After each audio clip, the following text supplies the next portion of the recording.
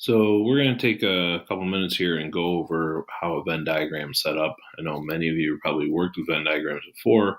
However, this is just a review, and hopefully you can follow along. If you have any questions, try filling it out, and then come back and check your answers if you want to see how you did. So this is our first Venn diagram. It's got three circles here representing the type of music people like: rock music, rap music, or country music. And you can see that there's overlaps between country and rap and country and rock and rap, and then all three. And so what we're going to do with this is we're going to just go through and figure out how many students are included in each category. So this says how many students were interviewed. And the tricky part is each section and each number represents a disjoint group. For example, this is just the people that like rock. These are the people that just like rock and rap. And these are the people that like all three. Now, to figure out how many students were actually interviewed, we'd have to add up all of these numbers and see how many are in all of the circles. And if I do that, it's 86. And so we can just go ahead and follow along there and figure out exactly how many are in each one. And that's our total number. Now, the next question says, how many students like rock? Now, rock is this big circle here. And so, yeah, some of them like rap also, and some of them like rap and country, and some of them just like country. But this is the number that just likes rap or just likes rock. And so how many students like rock is the sum of all of these numbers. And so if I do 18 plus 11 plus 8 plus 7, I end up with 44. And so we total up everybody in the circle, not just the 18, because it doesn't say just rock, it says like rock, and that includes everybody else that likes something else as well. The next question says, how many students like rap or country? So we're going to the country circle and the rap circle, and we're only going to count these numbers here. Now, some of these numbers occur in both, like the 7 and the 1, and we're not going to count them twice. We're only going to count them once because each part is a disjoint or mutually exclusive group. And so if we do 11 plus 24, that's 35, plus 1 is 36, plus another 15 is 41, and then plus 17 is 68, sorry. And so that's our number there. And then the next one says, how many like 2 out of 3? So let me erase these here. 2 out of 3 is going to be just 2 out of 3. And there's 3 sections that represent 2 out of 3 of the music types. This right here, 11, 8, and 1. Those are the areas where there's just 2 out of the 3 types of music people like. And so that right there is 19, and 1 is 20. So 20 people like 2 out of 3 types of the music. And then the second to last question here says, how many students liked all 3? That's a pretty straightforward question. 7 is the number right in the middle, and those are the 7 students that like all 3. And then the last one is going to say how many like only one type of music, or the one type of music only. And so that's going to be the 18, the 24, and the 17, because those are just in the rock, just in the rap, and just in the country. And if I go through and add those up, 18 plus 24 plus 17 is 59, I believe. And then we got one more sneaking down here. How many students liked only country? Only country is this number right here, because that's just in the country group. It's not overlapping with rap or rock, and that's 17. So that's an easy way, once the numbers are already in there, to count them up. Now what we're going to do is we're going to create our own. So here we have 400 college students, 120 are enrolled in math, 220 are enrolled in English, and 55 are enrolled in both. So I'm going to make a big circle for English, a big circle for math, and I'm going to put a rectangle around for everybody else, because hard to believe, but there's some kids that actually don't like either English or math. And so it's always easiest to start what's in common. And they say there's 55 enrolled in both, so we're going to put that in the middle. Now in the math, it says 120 are enrolled in math, but 55 of them are already included here. So 120 minus 55 is 65. So 65 are just enrolled in math. Likewise, 220 are enrolled in English, but there's already 55 accounted for, so that means this is 165.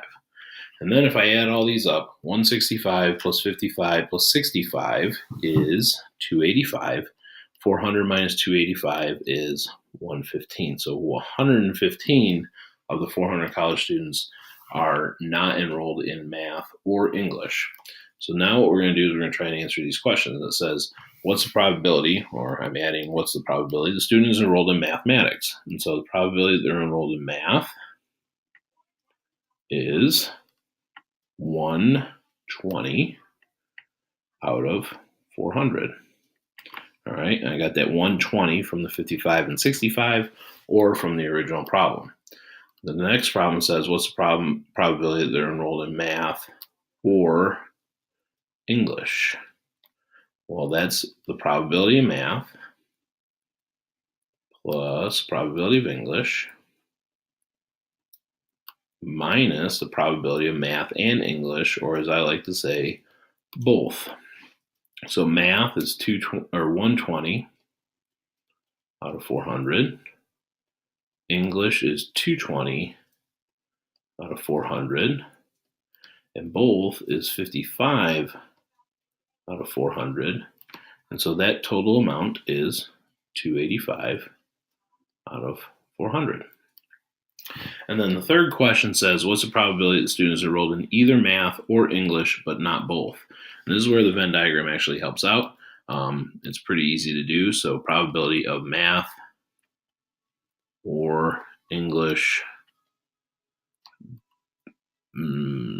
but not both. And so I'm going to do 165 out of 400 plus 65 out of 400.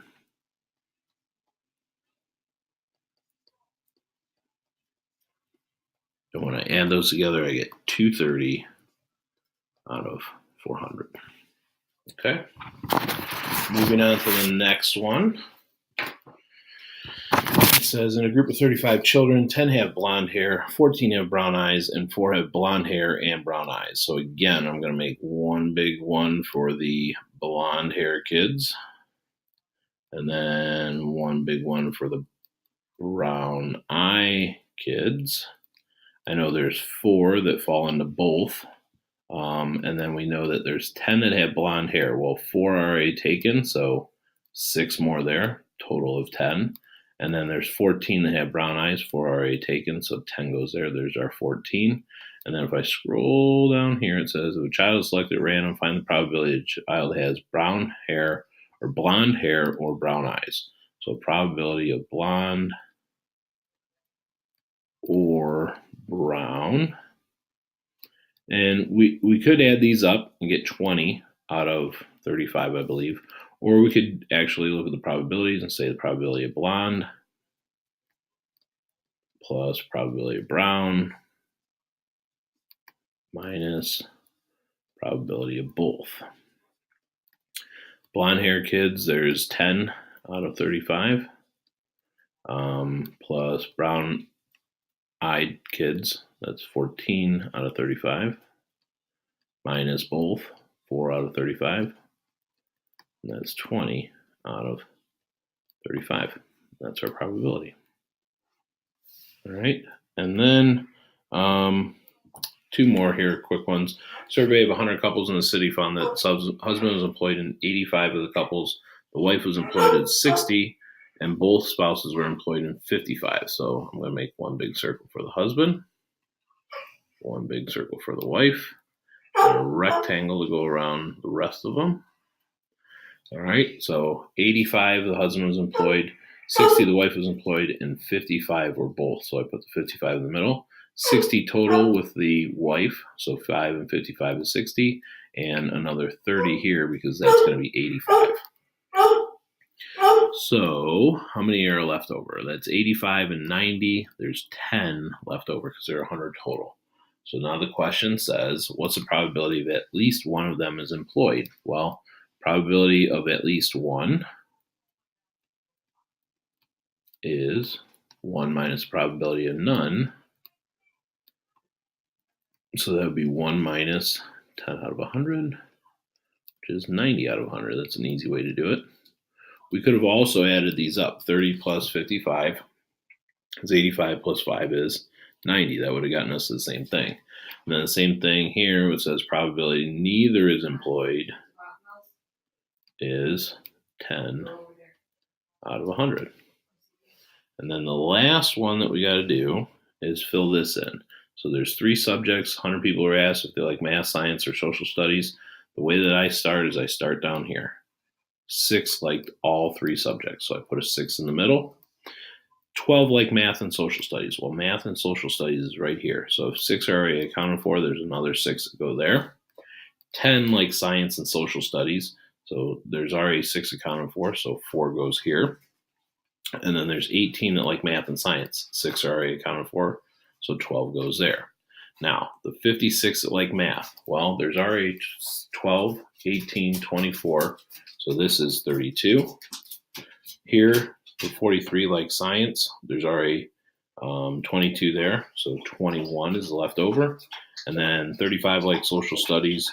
And there's already 10, 16 there. So 19 goes there.